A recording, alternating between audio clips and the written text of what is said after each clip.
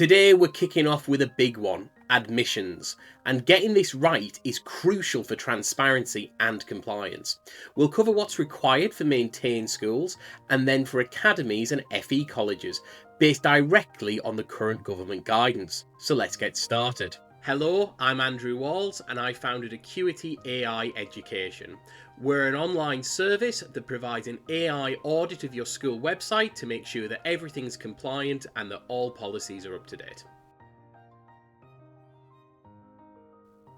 First of all, maintain schools. The rules here depend on the type of school that you are.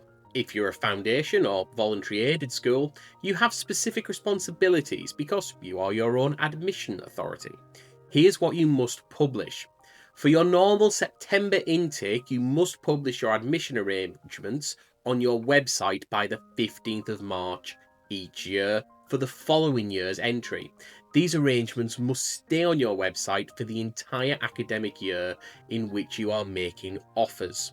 Your admission arrangements must clearly explain the following things: how you consider applications for each age group that you admit, your published admissions number or PAN, which is how many children you intend to admit, what parents need to do to apply for a place, your oversubscription criteria, explaining how you allocate places if you have more applicants than places available. If you're a selective school, you must explain how children are selected for a place. For primary schools, you must explain how a parent can request to defer their child's entry to reception and the process for admission outside the normal age group. And if you have a sixth form, you must state how many external applicants you intend to admit. Now, for in-year admissions, so that's applications made during the school year, you must publish your process by 31st of August each year. If your governing body handles these, you need to provide an application form.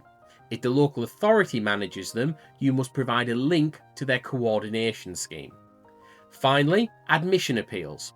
You must publish a timetable by the 28th of February each year, and this timetable has to do the following things: give parents at least 20 school days to prepare and lodge a written appeal after being told their application was unsuccessful, include reasonable deadlines for everyone to submit evidence, ensure parents get at least 10 school days notice of their appeal hearing, and ensure decision letters are sent within 5 school days of the hearing wherever possible. Now, if you're a community or voluntary-controlled school, it's much simpler because the local authority manages your admissions and appeals. You just need to publish a link to the local authority's website where parents can find all of this information. Okay, now let's look at academies. For the most part, the requirement for academy trusts are identical for those for foundation and voluntary-aided schools. Academy trusts must publish their admission arrangements by the 15th of March each year for the following September's intake.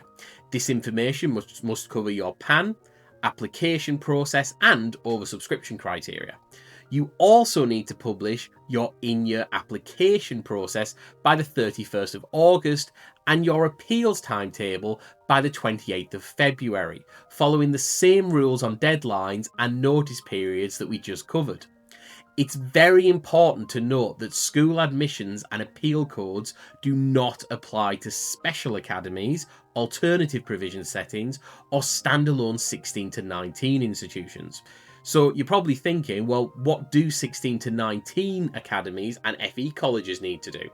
Well, for these institutions, the guidance says you should publish your admission arrangements.